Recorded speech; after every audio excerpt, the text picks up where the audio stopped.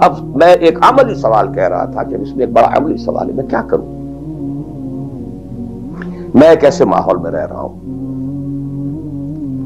جس میں اللہ کا دین غالب نہیں ہے. میں نماز پڑھ رہا ہوں، روزہ رکھ رہا ہوں، میں شراب نہیں پیتا، میں سور نہیں کھاتا.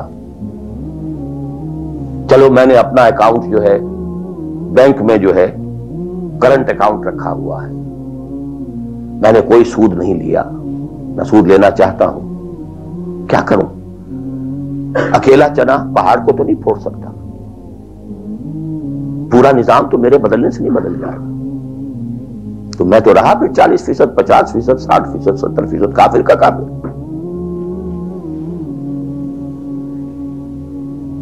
تو واسطے وے آؤٹ، واسطے مخرج. بڑی پیاری حدیث ہے وہ جس میں یہ الفاظ آتے ہیں. حضور نے فرمایا انہا ستکون فتنۃ، ایک وقت آئے گا تو بڑا فتنہ ہوگا. حضرت علی فرماتے میں نے فوراً عرض کیا مل مخرج منہا یا رسول اللہ، اے اللہ کے رسول یہ بتائیے اس سے نکلنے کا راستہ کون سا ہوگا. یہ نہیں پوچھا کیا فتنہ ہوگا، کیوں ہوگا، کب ہوگا، کیسے ہوگا، کدھر سے آئے گا، کچھ نہیں، نکلنے کا راستہ بتائیے. بلکہ ایک اور روایت اس حدیث کی اس سے بھی زیادہ پیاری ہے کہ اصل میں حضرت جبرائیل نے کہا حضور سے یا محمد امتک بعدک، اے محمد صلی اللہ علیہ وسلم کبھی سوچا ہے تمہارے بعد تمہاری امت کا کیا بنے گا؟ تو حضور پلٹ کر سوال کرتے ہیں مل مخرج منہا یا جبرائیل، تو بہت بڑا پرابلم تم نے اے جبرائیل میرے سامنے رکھا ہے، تو اب آپ ہی بتائیں اس سے نکلنے کا راستہ کیا ہوگا. قال کتاب اللہ، وہ پوری حدیث پھر وہی ہے.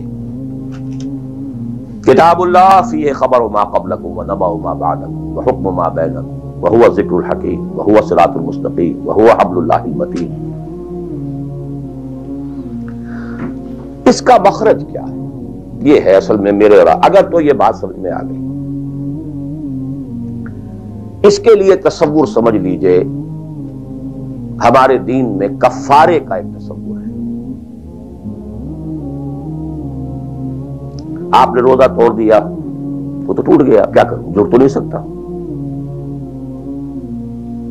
کب اشکوں سے جڑ سکتا ہے، جو ٹوٹ گیا سو ٹوٹ گیا. موتی ہو کہ شیشہ جام کے مل، جو ٹوٹ گیا سو ٹوٹ گیا. تم ناحق ٹکڑے چن چن کر دامن میں چھپائے بیٹھے ہو، شیشوں کا مسیحا کوئی نہیں، کیا آس لگائے بیٹھے، وہ تو ٹوٹ گیا.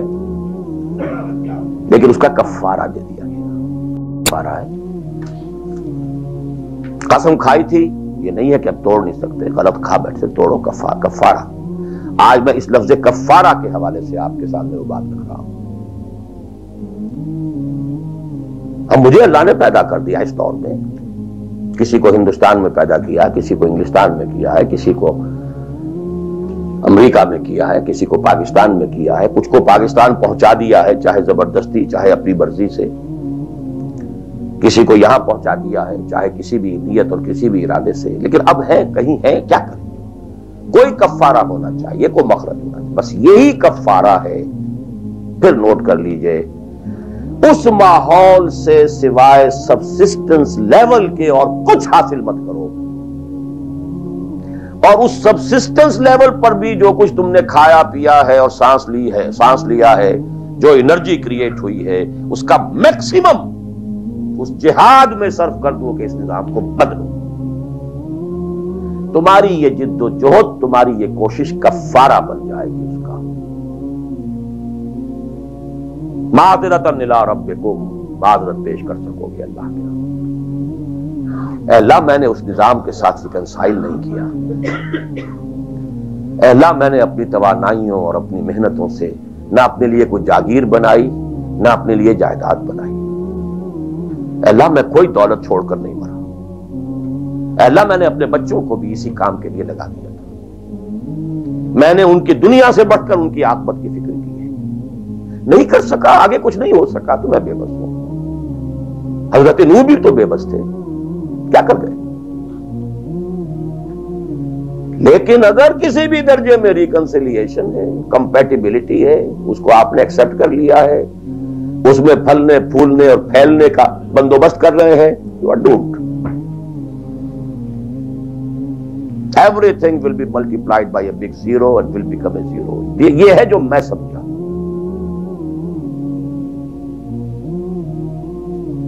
اس کا نام ہے جہاد. Constant friction, constant struggle.